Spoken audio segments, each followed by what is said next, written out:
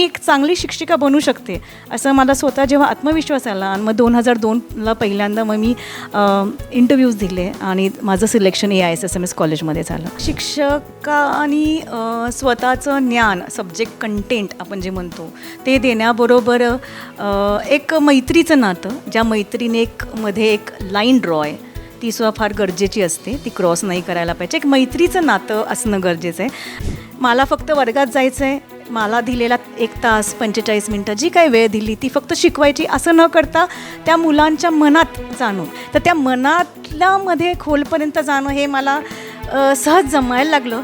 पण एक मात्र मी सातत्याने बघितलं की आपली जबाबदारी कुठंही डावळून फक्त शिक्षणाला किंवा नोकरीला प्राधान्य न देता घरालासुद्धा दिलं. माझ्या घरातल्या ज्या काही जबाबदाऱ्या आहेत त्या मी बॅलन्स करत नोकरी, शिक्षण असं सगळं सायमल्टेनियसली चालू ठेवलं. 2002मध्ये एकाच विद्यार्थ्याला मारलं, बाकीच्यांना थोडं गालावर मारलेलं त्याला. तो म्हणला no ma'am I haven't dad. म्हणलं ठीक आहे, म्हणलं सेट. असं मी प्रत्येक विद्यार्थ्याकडे, प्रत्येक मुलाच्या लॅबच्या कम्प्युटरच्या इथे गेले आणि खनखनी लावली. 2 मिनटं सगळे शांत. म्हणजे मी आयुष्यातली सर्वात जोरात मारलेली पहिल्यांदा ती त्याला होती. एक तर पहिली गोष्ट, त्याला खाली बसवलं नसतं तर माझा हात पोचला नसता. मला असं वाटतं हा एक पॉझिटिव्ह गोष्ट आहे की जसं मुलं जेवढी सोशल मीडिया वापरतात तशी मी वापरते, त्यामुळे कनेक्ट पण माझे लवकर फास्ट होतं मुलांबरोबर. त्यामुळे मी म्हणजे व्हॉट्सअपवरतीच नाही, फेसबुकवरती पण माझे जवळजवळ 10,000च्या वर विद्यार्थी असतील. इन्स्टावरती पण आहेत तेवढेच माझे विद्यार्थ्यांशी कनेक्ट. मग मला थोडंसं त्यांच्या जुन्या आठवणी जाग्या होतात स्क्रोल करताना, किंवा त्यामुळे माझ्या I am happy with what I am doing. खरं मला सांगायचं तर लव्हिंग माय प्रोफेशन. नमस्कार, मी समृद्धी जाधव. स्वागत आहे तुमचं टॉप न्यूज मराठीमध्ये. टॉप न्यूज मराठीच्या नवरात्री विशेष भाग खरं तर आज आम्ही शूट करतोय. आदिशक्ती तू जयोस्तुते असं या कार्यक्रमाचं नाव आहे. आणि खरं तर तुम्हाला आत्ता जो काही आमच्या स्टुडिओतला माहोल दिसत असेल त्याच्यावरून कदाचित असं वाटेल की आज टॉप न्यूज मराठीच्या स्टुडिओमध्ये कदाचित क्लासरूम वगैरे भरलाय की काय. मात्र तसं नाहीये. आज खरं तर आमच्याकडे एक खूप विशेष आणि अतिशय स्पेशल अशा एक गेस्ट आलेल्या आहेत. अर्थातच गेस्टचं नाव आहे अर्चना राऊत मॅम, ज्या स्वतः प्रोफेसर आहेत.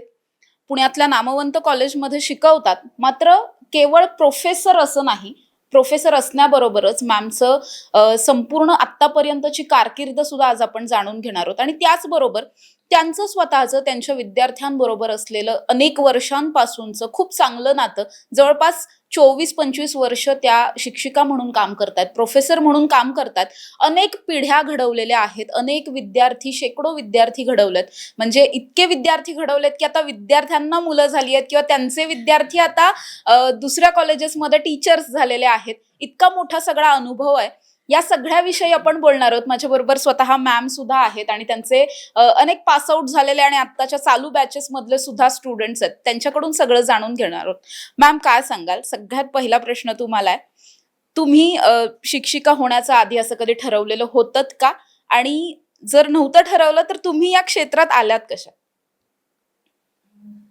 सर्वप्रथम मी थँक्स म्हणते की मला इन्व्हाइटही केलं आहे, तुमच्या न्यूज चॅनलच्या सिलेक्ट केलं मला ॲज अ नवरात्री विशेष कार्यक्रमाकरता. त्याबद्दल माझ्याकडनं माझ्या विद्यार्थ्यांनासुद्धा इथं येण्याचे परमिशन तुम्ही दिल्याबद्दल त्याबद्दल पण धन्यवाद. आणि तुम्ही सांगितल्याप्रमाणे सिलेक्ट केलं होतं का, तर खरं विचारताल तर इनिशियल स्टेजला नाही, कारण मी स्वतः कॉर्पोरेटमध्ये पहिले 3 वर्ष काम केलं. ग्रॅज्युएट झाल्याबरोबर इमिजिएटली कॉर्पोरेटमध्ये होते. ग्रॅज्युएट झाल्या लग्न, मूल आणि कॉर्पोरेट लाईफ असं चालू असताना मला असं कुठेतरी वाटलं की मी त्या क्षेत्राची बनलेली नाही आहे. आणि मग काळांतराने मला असं वाटलं की शिक्षक होण्याकरता सब्जेक्ट कंटेंट किंवा तुमचं क्वालिफिकेशन ह्याच्याबरोबर सर्वात महत्त्वाचं गुण जो लागतो की समोरच्या व्यक्तीला समजून घेणं. आणि मला असं कुठेतरी जाणवलं की माझ्यामध्ये ती क्वालिटी आहे आणि मी एक चांगली शिक्षिका बनू शकते असं मला स्वतः जेव्हा आत्मविश्वास आला. आणि मग 2002ला पहिल्यांदा मग मी इंटरव्ह्यूज दिले आणि माझं सिलेक्शन AISSMS कॉलेजमध्ये झालं. तर मला वाटतं मी जी व्यक्ती आज आहे हे विद्यार्थ्यांनी मला घडवलेलं आहे. प्रत्येक बॅचनी मला नवीन शिकवलेलं आहे आणि मी स्वतःमध्ये स्वतःला इम्प्रोवाइज करत गेले आणि अशा पद्धतीने मी एक यशस्वी शिक्षिका आज 24 वर्षानंतर या क्षेत्रात खंबीरपणे उभी आहे, पुढेही चालू ठेवणार आहे. मॅम जसं तुम्ही सांगितलं की खरं तर अचानक तुम्ही या फील्डमध्ये आलात. मात्र आता जर आपण पाहिलं तर स्टुडंट आणि टीचर यांचं रिलेशनशिप इतकं नाजूक झालंय, की म्हणजे एखादा ओरडून जरी बोललं तरी आजकाल स्टुडंट्सचे इगो हर्ट होतात आणि मग त्याच्यानंतर वादविवाद होतात. टीचर्सला हेट करायला चालू करतात मुलं. इथपर्यंतच हे सगळं गेलेलं आहे. तुमचं रिलेशन मात्र म्हणजे आताही तुमचे सगळे स्टुडंट्स आहेत. इतके मित्र-मैत्रिणी असल्यासारखे सगळे गप्पा मारतायत. तुमचं हे रिलेशन तुमच्या स्टुडंट्स बरोबर कसं काय बॉन्ड झालं असं तुम्हाला वाटतं? मला वाटतं शिक्षकांनी स्वतःचं ज्ञान, सब्जेक्ट कंटेंट आपण जे म्हणतो, ते देण्याबरोबर एक मैत्रीचं नातं, ज्या मैत्रीने मध्ये एक लाईन ड्रॉ आहे, ती सुद्धा फार गरजेची असते. ती क्रॉस नाही करायला पाहिजे. एक मैत्रीचं नातं असणं गरजेचं आहे. आणि त्यांच्या ज्या काही अडीअडचणीला जर आपण आउट ऑफ द वे जाऊन मदत केली, त्यांना समजून घेणं. आणि मला वाटतं एवढ्या वर्षानंतर मला असं झालं की पूर्वी मुलं येऊन सांगत होती. आजकाल एवढ्या वर्षांनी न सांगता सुद्धा त्यांच्यात काही प्रॉब्लेम आहेत का, किंवा त्यांच्यात काही त्यांच्या बॅक ऑफ द माइंड काही चाललंय का, हे मला जाणून घेता येते. आणि ही माझी एक स्किल जी मला एक चांगलं शिक्षिका म्हणून मला वाटतं की जास्ती योग्य पद्धतीने मी वापरू शकले. आणि एक भावनिक नातं असणं गरजेचं आहे. मला फक्त वर्गात जायचंय, मला दिलेला 1 तास 45 मिनिटं जी काही वेळ दिली ती फक्त शिकवायची असं न करता त्या मुलांच्या मनात जाणं, त्यांच्या मनातमध्ये त्यांना वाटणारं जे काय आहे, त्यांच्या मनात काय चाललंय. कधी कधी मुलं नुसतीच बसलेली असतात, शरीराने असतात, मनाने नसतात. तर त्या मनातल्या मध्ये खोलपर्यंत जाणं हे मला सहज जमायला लागलं. त्यामुळे थोडंसं एक आपण म्हणतो त्याचा एक मला फायदाच झाला एक चांगलं शिक्षिका बनण्याबद्दल. मात्र हाच सेम क्वेश्चन त्यांच्या काही स्टुडंट्सला पण विचारणार आहोत. मला पहिल्यांदा तुला प्रश्न विचारायचा आहे. कारण ही जी त्यांची स्टुडंट आहे, ही मुळात तिचं एकदम लहानसं बाळ घेऊन आज इकडे आली आहे स्टुडिओमध्ये आणि बाळाला बाहेर ठेवून आता इकडे बोलणार आहे ती मॅम विषयी. तू काय सांगशील? तुला सेम क्वेश्चन आहे, की मॅमचं तुमच्याबरोबर असं रिलेशन बिल्ड होण्यामध्ये काय महत्त्वाचं वाटतं? Me thoda sa mixed language I will use. With ma'am, it was never about just textbook studies. She always ensured she understood what is deep within us and understood what kind of key skills a child has. So she had that ability to understand my quality even if I did not see it. Te baghun, to nurture that quality and to bring it out of me in the best way possible. That she's done it beautifully. And I have just delivered a baby. My baby's 3 months old, and I felt I have to be there for my teacher. I have to. I had no excuse. I said I want to be there. My daughter should see and learn how to respect a teacher. And I truly feel that she has understood me in various phases of my life. जेव्हा मी MBA करत होती तेव्हा मी I was already married and I had in-laws. And तेव्हा corona पण होतं. So my in-laws were scared to let me out of the house or go to college for certain activities. But I think ma'am saw that I was talented in certain aspects and I should nurture that habit of mine, or showcase those skills. She took the initiative to comfort me, talk to my in-laws, get a permission to get me out of the house, and ensure that I am doing best at what I can. So I think that understanding or her positiveness towards me and her calm attitude that really saw a lot more in me than I could see. That I think म्हणून मला वाटतंय की she's been an excellent teacher and that is why she'll succeed in the next 25 years too. नक्कीच. जसं आता मॅमच्या एका विद्यार्थिनीने सांगितलं, ma'am मला तुम्हाला आता हा प्रश्न विचारायचा आहे. जसं तिने सांगितलं, की तिला सुद्धा तिच्या सासरच्या मंडळींकडून काही गोष्टींसाठी कन्व्हिन्स करावं लागलं. तुमच्याकडे आता जे काही तुमचं एज्युकेशन क्वालिफिकेशन आहे, इतक्या डिग्र्या आहेत, लिटरली म्हणजे खूप शिक्षण झालेलं आहे. म्हणजे इतरांना शिकवायच्या आधी मॅम स्वतः खूप उच्च शिक्षित आहेत, अनेक पदव्या घेतलेल्या आहेत. हे सगळं करताना घरच्यांचा सपोर्ट खूप जास्त गरजेचा असतो.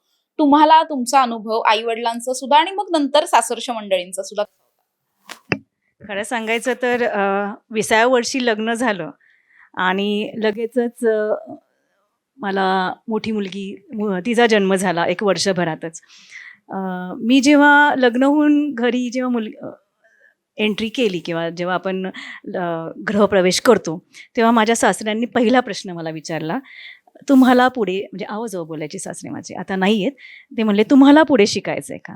मी लगेच त्याच क्षणी हो म्हणाले आणि लगेचच मास्टर्स करता ॲडमिशन घेतली. आणि मग ते म्हणले ठीक आहे मास्टर्स करा, नोकरी करा, तुम्हाला जे आवडतं आहे ते करा. तर त्यांनी इमिजिएटली जो काही मला माझ्यावर विश्वास दाखवला की तुम्ही पुढे शिक्षण पूर्ण करा, लग्न झालं म्हणून कुठेही अर्धवट सोडू नका. तर त्यांनी जो काही पूर्णपणे माझ्यावर विश्वास दाखवला. पण एक मात्र मी सातत्याने बघितलं की आपली जबाबदारी कुठंही डावळून फक्त शिक्षणाला किंवा नोकरीला प्राधान्य न देता घराला सुद्धा दिलं. माझ्या घरातल्या ज्या काही जबाबदाऱ्या आहेत त्या मी बॅलन्स करत नोकरी, शिक्षण असं सगळं सायमल्टेनियसली चालू ठेवलं.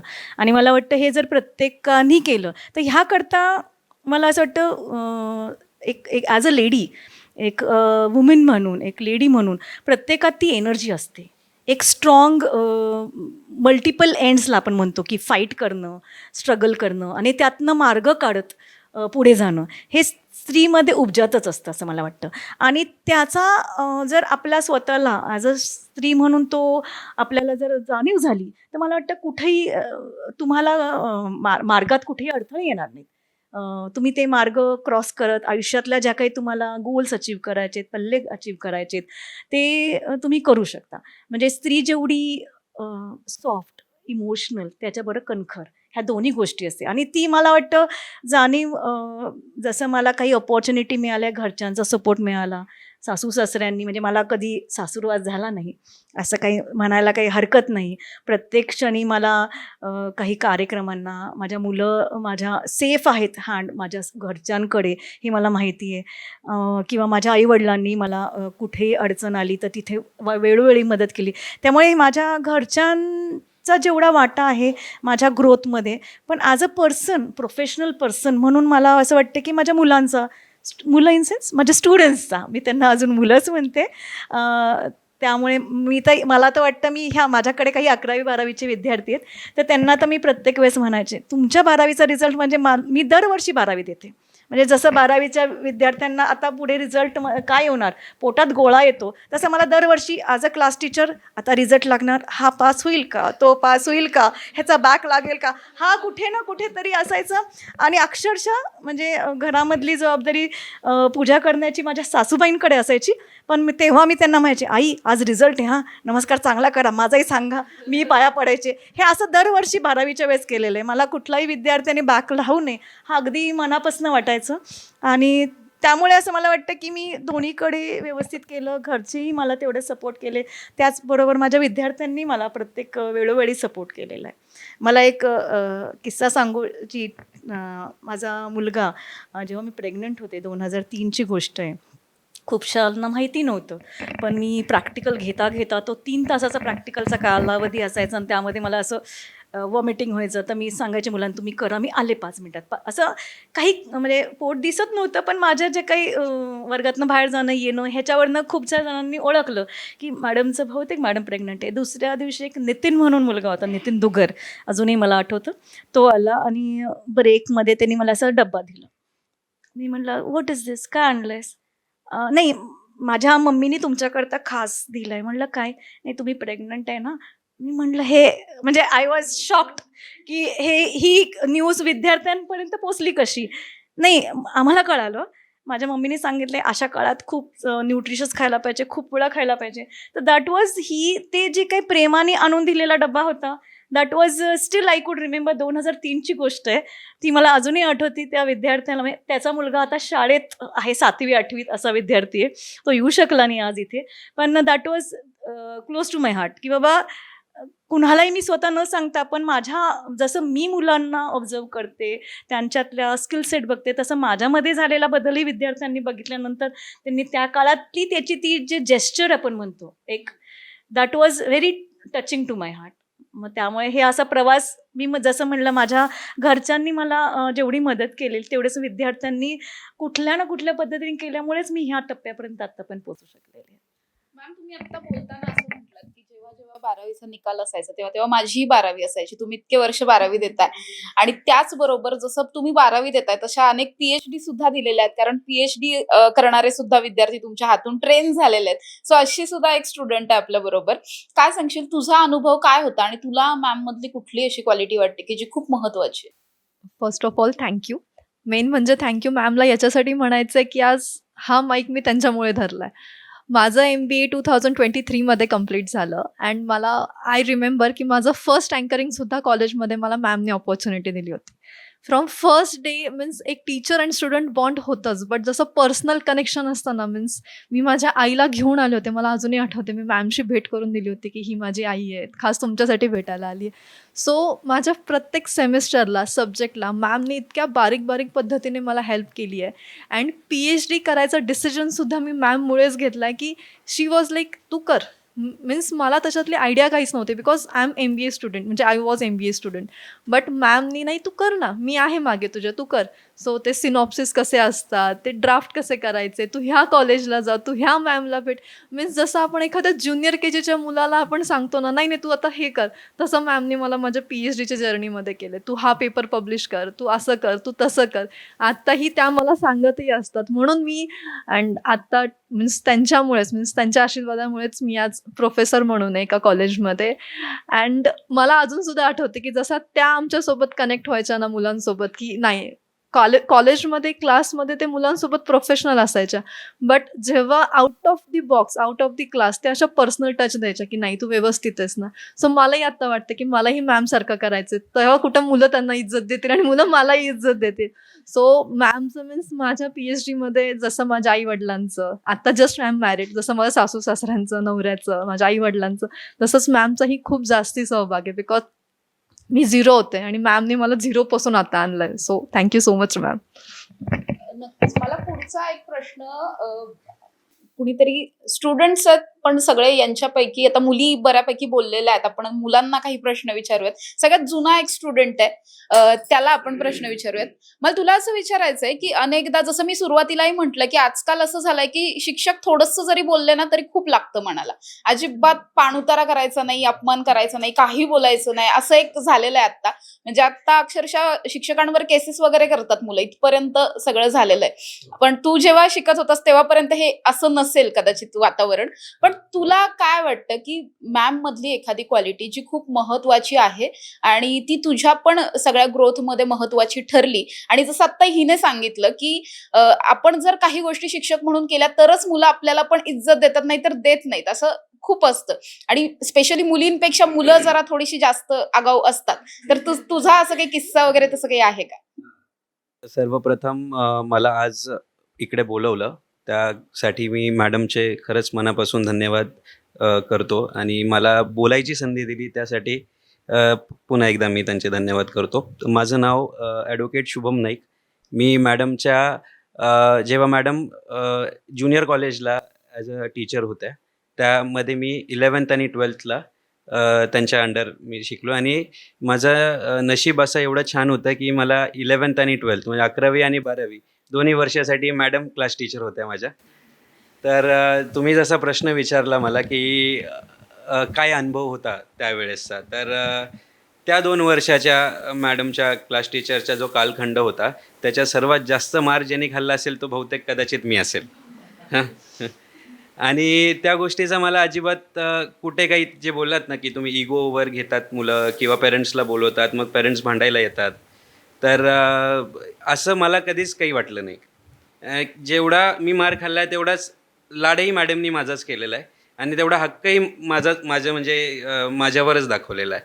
प्रत्येक गोष्टीमध्ये मला इतका त्यांनी म्हणजे जो एक्सपोजर भेटला आहे आज मला अनेक म्हणजे मी डान्समध्ये पण मी पार्टिसिपेट केलेलं आहे, मी गेम्समध्ये स्पोर्ट्समध्ये पण पार्टिसिपेट केलेलं आहे. पण त्यामध्ये SSPMS आणि स्पेशली अर्चना मॅडमचा जो त्यांनी मला जेवढे चान्सेस दिले, ज्या संध्या दिल्या, त्या संध्यांचं याच्यामुळे मला सगळ्या गोष्टी करता आल्या. तो प्लॅटफॉर्म भेटला, तो स्टेज फिअर जो असतो तो गेला माझ्यातला आणि त्याच्यामुळे मला या सगळ्या गोष्टी अचीव करता आल्या.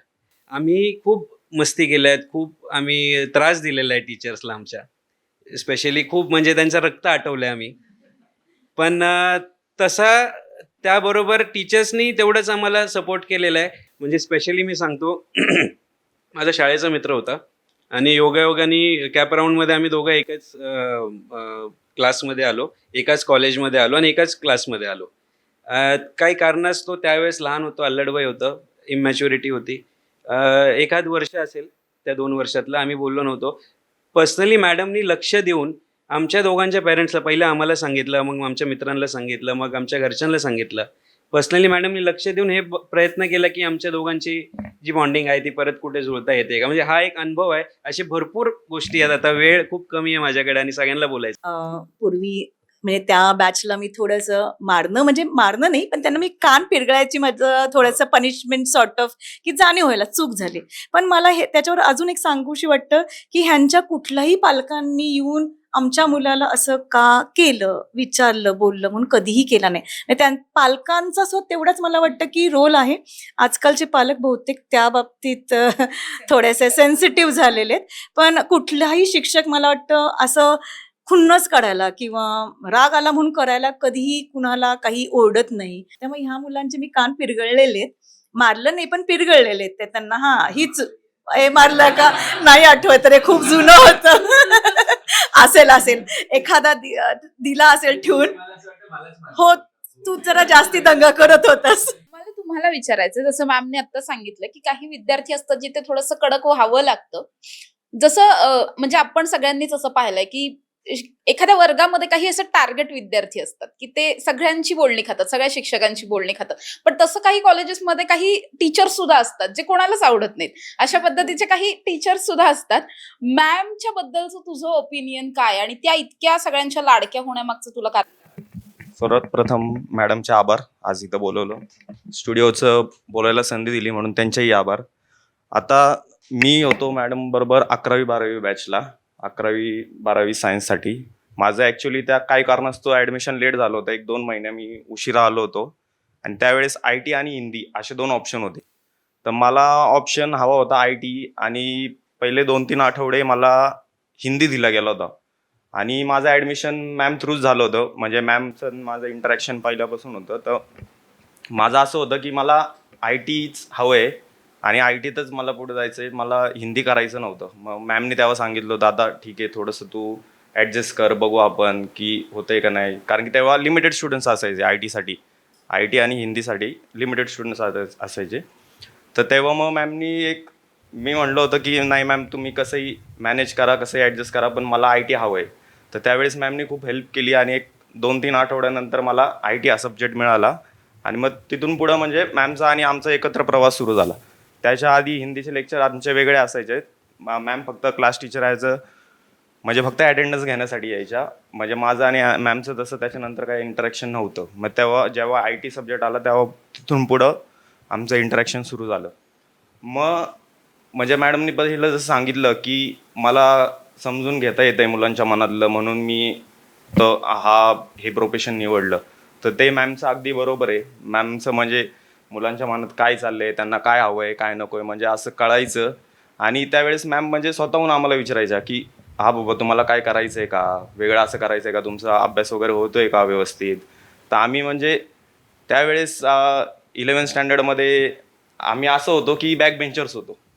आमचं सगळं असायचं, आम्ही अभ्यास वगैरे करायचो, पण आम्हाला बाकीच्या पण गोष्टी लागायच्या. मग आम्ही त्यावेळेस मॅम बरोबर एवढं फ्रीली होतो की मॅम आता आम्हाला उद्या जायचंय, आम्ही सुट्टी मारणार आहे.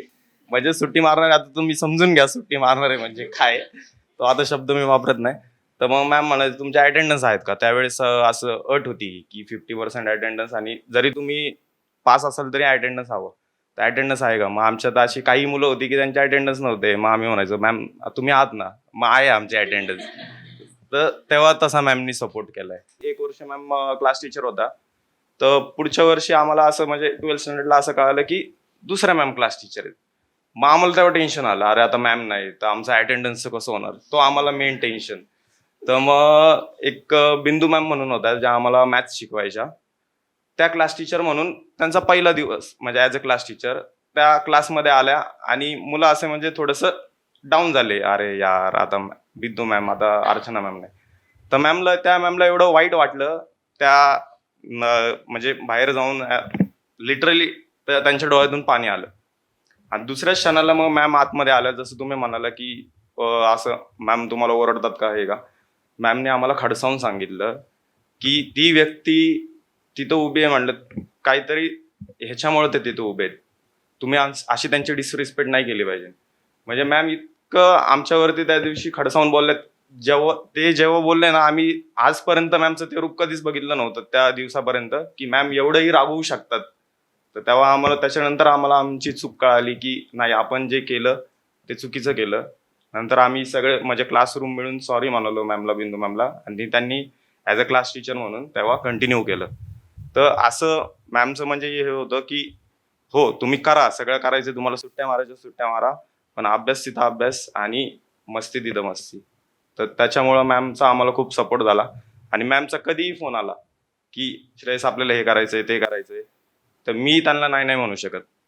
की माझं काही काम असू, मी कुठेही असू, की मी हे सांगू शकतो की मॅम ठीक आहे हे करायचंय ना, मला आता नाही जमणार पण थोड्या वेळानंतर करू, पण करू.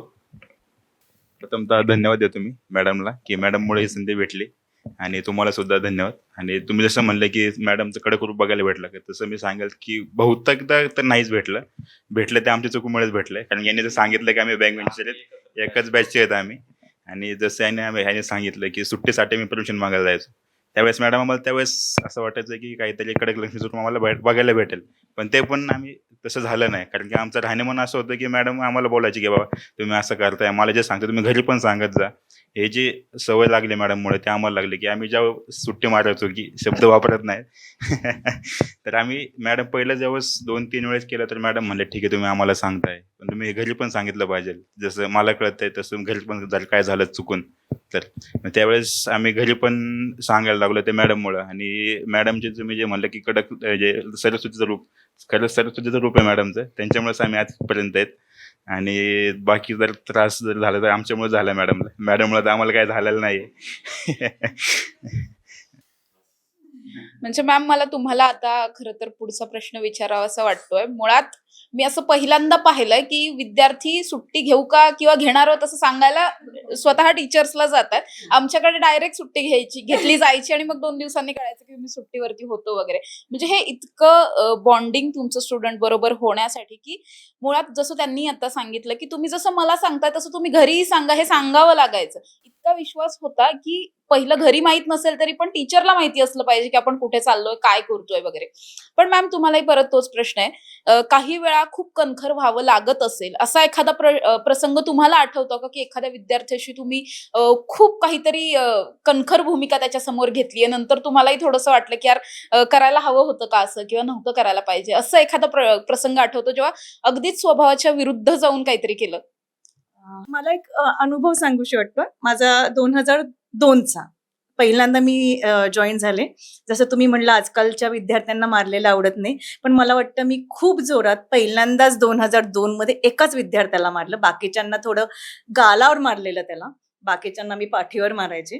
त्याला कारण, एक तर गालावर मारण्याचं एकच कारण, लॅबमध्ये प्रॅक्टिकल चाललं होतं. पूर्वी माऊसला बॉल असायचे, आजकाल ऑप्टिकल माऊस आलेत, पण पूर्वी ते बॉल, ते मस्ती करत त्यांनी काढले. आणि मला ट्रॅक ठेवायची सवय होती. प्रॅक्टिकल चालू होतं, कुणी काढलं कळलं नाही, प्रत्येकाला मशीन अलॉट केलेलं असायचं, कोणी कुठे जाणार नाही माहिती होतं. आणि मी एक फक्त प्रश्न विचारला, कुणी काढलं. म्हणजे मी अति कुठली गोष्ट ताणली नाही, पण मला खोटं बोललेलं कुठल्याही विद्यार्थ्यांनी कधीच आवडलं नाही. जेव्हाचं तेव्हा ते सांगा असं होतं. आणि मला माहिती होतं त्याच विद्यार्थ्यांनी काढलाय, पण मी ते न बोलता कुणी काढलं एवढा प्रश्न विचारला नाही. सगळ्यांनी नाही सांगितलं. मे बी भीतीपोटी असेल किंवा मी काहीतरी मोठी ॲक्शन घेईल असं असेल. आणि मी सांगितल्यानंतरही कोणी काही बोललं नाही. मग त्या मशीनवर बसणारा विद्यार्थी होता, त्याची उंची तेव्हा 6'3" आणि माझी उंची 5'2". आणि असं असं समीकरण त्याला विचारलं असं वरती बघून, की तो म्हणला, no ma'am, I haven't done. म्हणलं ठीक आहे. म्हणलं सेट. असं मी प्रत्येक विद्यार्थ्याकडे, प्रत्येक मुलाच्या लॅबच्या कम्प्युटरच्या इथे गेले. मी त्याला म्हणलं ओके सिट डाऊन, आणि खनकनी लावली. 2 मिनिटं सगळे शांत. म्हणजे मी आयुष्यातली सर्वात जोरात मारलेली पहिल्यांदा ती त्याला होती. एक तर पहिली गोष्ट, त्याला खाली बसवलं नसतं तर माझा हात पोचला नसता. त्यामुळे त्याला खाली बसवावं लागलं मला. आणि त्याला इतकी जोरात लावली. पण नंतर मला वाटलं असं मारणं योग्य नाही. नंतर तो स्वतःच खिशामध्ये हात घातला, माऊस बॉल बाहेर काढला, सॉरी मॅम म्हटला. मग सगळं झाल्यानंतर म्हटलं, this is my first time I have done. म्हटलं ह्याच्या पुढे कुठल्याही मुलांनी असं वागायचं नाही. मला तुम्हाला प्रश्न विचारायचा आहे. जसं मॅमनी सांगितलं की त्यांच्या आयुष्यातला असा एक प्रसंग त्यांना आठवतो की आता वाटतं नव्हतं करायला पाहिजे. तसं तुम्हाला काही आठवतं का मॅमचं एखादं काहीतरी असं झालंय आणि त्याच्यानंतर आयुष्य बदलून गेलं किंवा कायमस्वरूपी ती गोष्ट लक्षात राहिली की हे करायचंय किंवा हे अजिबात करायचं नाहीये? For starters I would like to thank मॅमने जी अपॉर्च्युनिटी दिलेली आहे मला. म्हणजे मला अपेक्षा होती की मॅम इज कन्सिडरिंग मी as closest to her. So त्यांचा कॉल आला आणि त्या बोलण्यात त्याच्या आधीच मी बोललो, मॅम कुठे यायचं आहे, did not even ask about anything else. So मी मॅमला बोललो की मी येणार आहे, ठीक आहे. आणि सांगायचं म्हटलं तर तसं आज एकही मुमेंट मला आठवत नाही आहे. Unfortunately I am 22 pass out. आमचं 1.5 इयर गेलं COVID. So we had less than 6 months offline. पण त्याच्यामध्ये पण खूप काही मेमरीज आमच्या झाल्या. आणि त्या 6 monthsमध्ये मला एकही मोमेंट असं आठवत नाही की मॅमने असं काही बोललेलं आहे.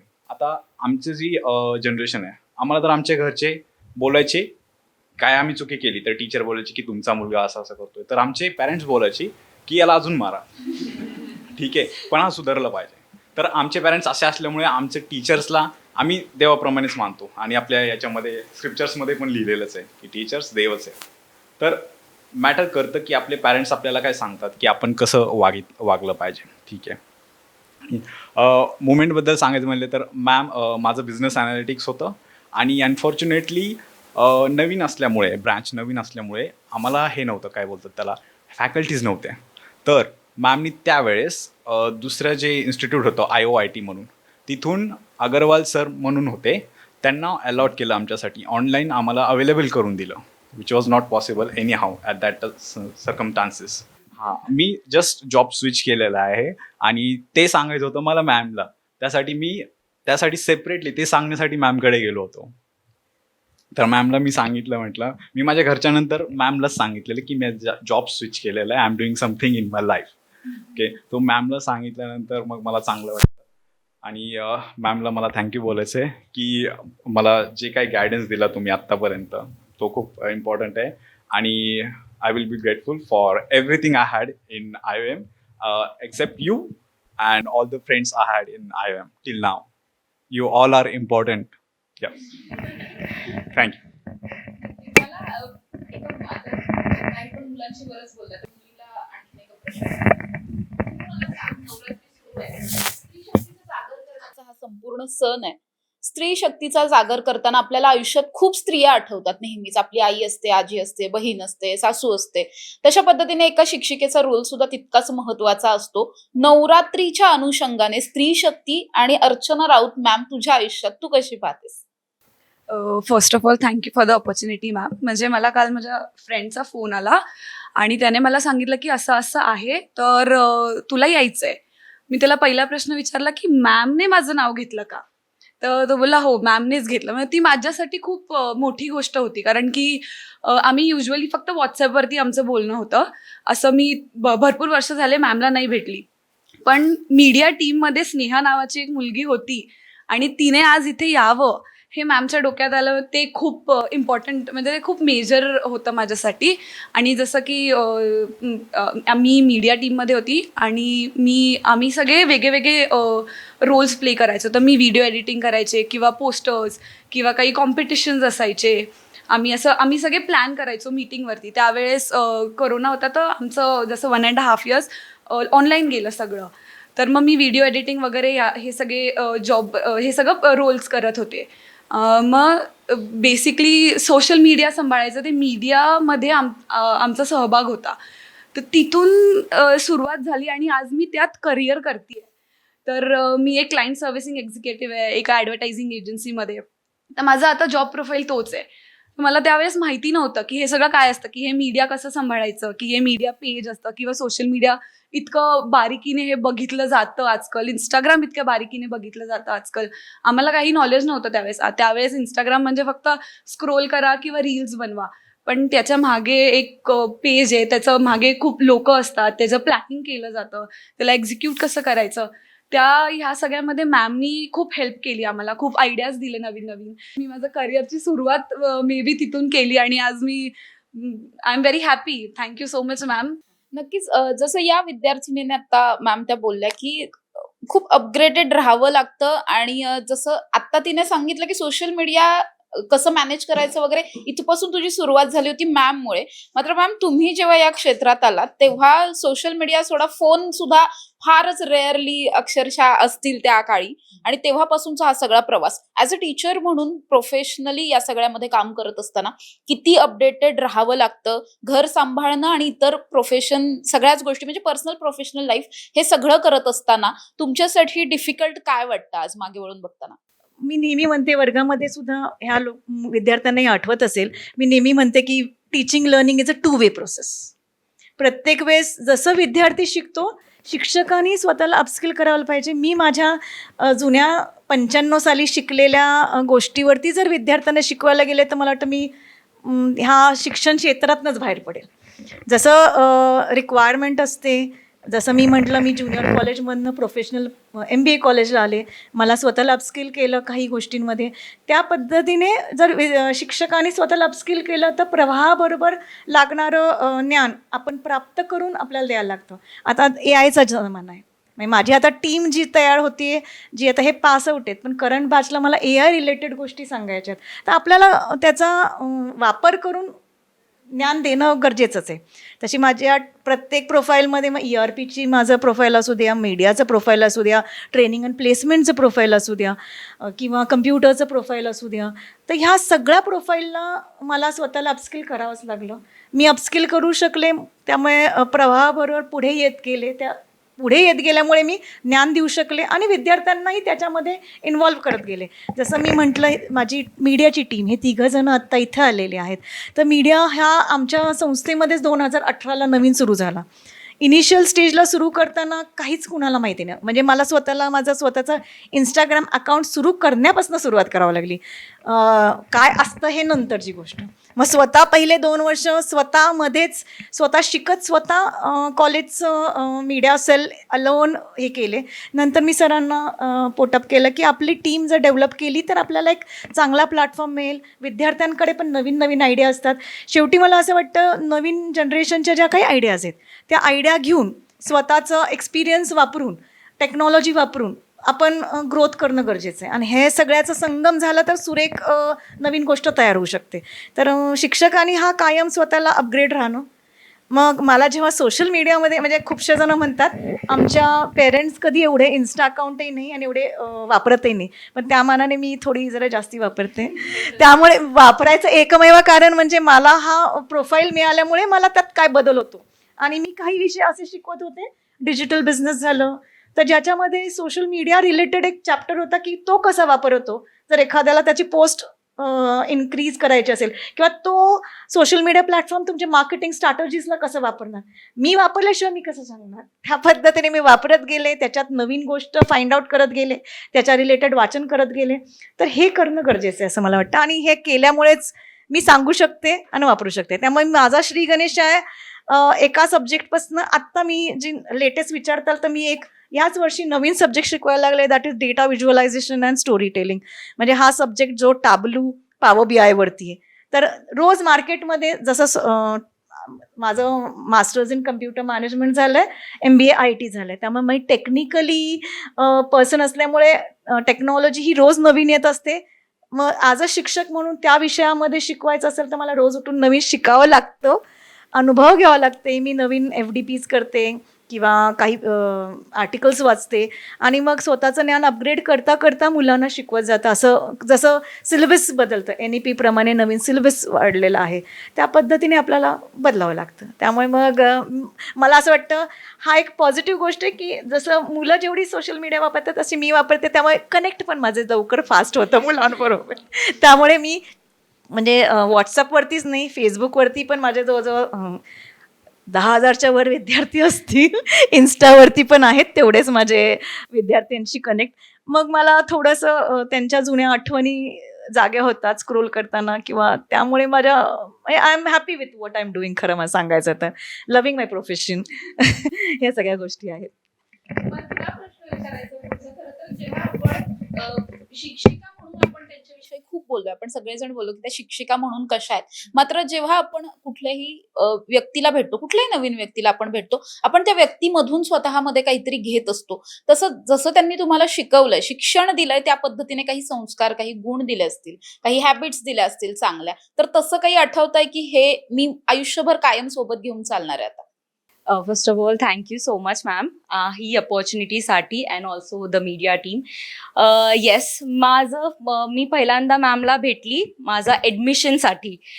शी was the first person I met in like entire college and मी माझ्या पप्पांसोबत गेलेले आणि that time I was looking for so many colleges. म्हणजे मी एक सर्चमध्येच होते, कॉलेज सर्च चालली होती माझी आणि तेव्हा मी मॅमला भेटलेली आणि this was my first college I visited and I met ma'am and then I went some other colleges as well बघायला की दुसऱ्या कॉलेजेस कसं आहे. पण ते सांगतात ना, आपण कितीही फिरलो आणि आपल्याला जे आवडतं आपण परत तिकडेच जातो.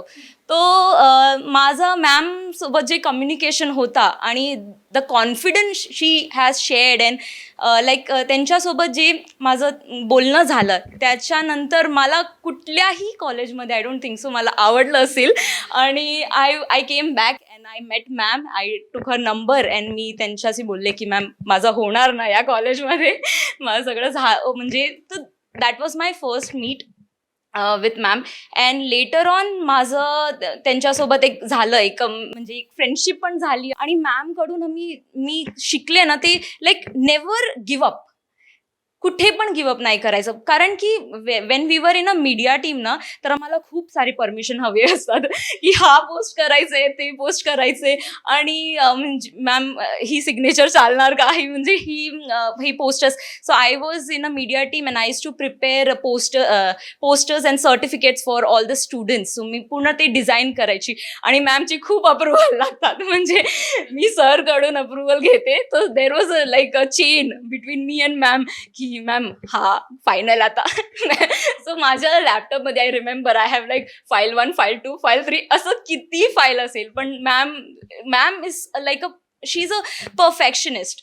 म्हणजे त्यांना सगळं परफेक्ट पाहिजे आणि ते आता मी माझ्या करिअरमध्ये I hope I get that and I like I make sure that I have. नक्कीच हे सगळं जेव्हा रिलेशन आपण मॅम बरोबर तुम्ही स्टुडंट म्हणून बिल्ड केलं, आज जेव्हा कॉलेज संपलंय, आपण आपल्या लाईफमध्ये खूप पुढे गेलेलो असतो, आपलं स्वतःचं एक पर्सनल प्रोफेशनल वेगळं लाईफ चालू केलेलं असतं. मात्र असा कुठेतरी एक क्षण येतो की जेव्हा आपल्याला कोणाची तरी असं एक खूप एखादा मुवमेंट आठवतंय किंवा मेमरीज हिट करायला लागतात आपल्याला. असा एखादा प्रसंग आठवतो की जेव्हा मॅमची खूप आठवण येते किंवा त्यांनी शिकवलेली एखादी गोष्ट खूप आठवते? अशा तर खूप साऱ्या गोष्टी आहेत नाही का ज्या आठवतात. कॉलेजला कधी गेलो की आम्हाला खूप असं छान वाटतं. आता रिसेंटली आमचा अल्युमनी मीट झाला आणि आम्ही सगळे जर कधी भेटत असेल तर कॉलेजलाच भेटतो आणि आज पण भेटलोय तर फक्त मॅममुळेच भेटलोय. आम्ही आता सगळे बिझी. आता कालपर्यंत मी खूप बिझी होतो, पण अचानक मॅमचा फोन आला आणि मॅम बोलली की असं असं प्रोग्राम आहे आणि मग मी स्नेहाला कॉल केला आणि काजलला फोन केला आणि मी एक्सपेक्ट नव्हतं करत की प्रफुल असेल. पण असं अचानक काही कॉलेज असेल की तरच आम्ही सर्व भेटतो, नाही तर अशी काही भेट होत नाही आमची. आणि तोच आमचा कनेक्टिंग पॉईंट आहे. अर्चना मॅम असतील किंवा बाकी अजून दुसरे स्टाफ असतील, तर कॉलेज आमचा एक सेंटर पॉईंट आहे जिथे आम्ही भेटतो आणि कोणी नाही म्हणू शकत की कॉलेजला यायचं आहे, अल्युमनी मीट आहे किंवा काही फंक्शन आहे तर आणि कोणती ॲक्टिव्हिटी आहे, तर तोच एक पॉईंट आहे जिथे आम्ही सर्व भेटतो. मॅम, मला तुम्हाला आता प्रश्न विचारायचा आहे. खरं तर आपण नवरात्री विशेष हा सगळा भाग शूट करतोय. जेव्हा आपण नवरात्र म्हणतो किंवा देवीची रूपं म्हणतो, जसं देवीला 8 हात असतात आणि मग प्रत्येक हाताने काही ना काही काम चालू असतं, तसंच टीचर म्हणून काम करताना सुद्धा खूप करायचं असतं. एकतर घरचं असतं, प्लस कॉलेज सांभाळायचंय, स्टुडंट सांभाळायचे, त्यांच्यात पण काही हुशार असतात ज्यांच्याकडे फारसं लक्ष द्यायची गरज नसते. मात्र जसं तुम्ही सांगितलं की काही असेही असतात की यार पास तरी व्हायला पाहिजे, असे सुद्धा असतात. किंवा जसं तुम्ही सांगितलं काहींचं काही घरचे प्रॉब्लेम्स असतात, पर्सनल लाईफमध्ये काही चालू असतं, मूड ऑफ असतात, इथपर्यंत सुद्धा टीचर्सला बघावं लागतं. हे सगळं मॅनेज करणं कसं पॉसिबल होतं आणि इथून पुढच्या ज्या पिढीमध्ये जे शिक्षक येतील, तुम्हाला त्यांना काही असं गायडन्स द्यायचं आहे त्या संदर्भात? पहिल्यांदा तर बॅलन्स राहणं फार महत्त्वाचं आहे. आपल्या जसं प्रश्नामध्ये तू म्हणालेस की घरचं बघून नोकरी करून नोकरीमध्ये पण वेगवेगळे तुमचे